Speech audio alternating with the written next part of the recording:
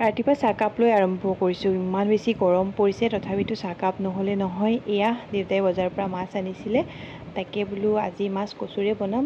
কচুৰে বাৰু আগতে মই মাছ বনোৱা নাই, আজি ফাৰ্ষ্ট টাইম বনাম। তাকে অকণমান ভিডিঅ' কৰি থৈছোঁ। প্ৰথমতে মই মাছকেইটা ধুনীয়াকৈ ভাজি ল'লোঁ আৰু কচু দেউতাই এৰুৱাই মেলি দিলে, যিটো মাৰ ৰুমত নাই, মানে মামাহঁতৰ ঘৰতে গ'ল। আৰু এয়া প্ৰথমতে কচুখিনি বহাই লৈছোঁ। ৰেচিপি টাইপ নহয় দেই, যিহেতু মই নিজে ফাৰ্ষ্ট টাইম বনাইছোঁ, সেইকাৰণে ৰেচিপি বাৰু পিছত কেতিয়াবা দেখাম।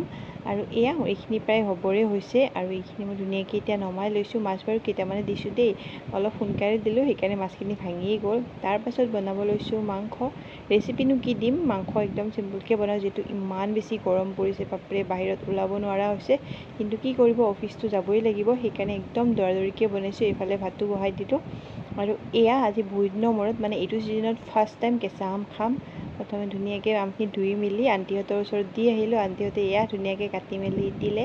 এতিয়া আৰু ধুনীয়াকৈ আম খাওঁ। আপোনালোকে আম খাইছে নাই জনাবচোন, মোৰ কিন্তু এইবাৰ ফাৰ্ষ্ট টাইম হয় দেই। তাৰপিছত এয়া ধুনীয়াকৈ ভাত উলিয়াই ল'লোঁ, এইফালে মাংস লৈছোঁ আৰু থালিখনত কি আছে এবাৰ ধুনীয়াকৈ দেখাই দিছোঁ দেই।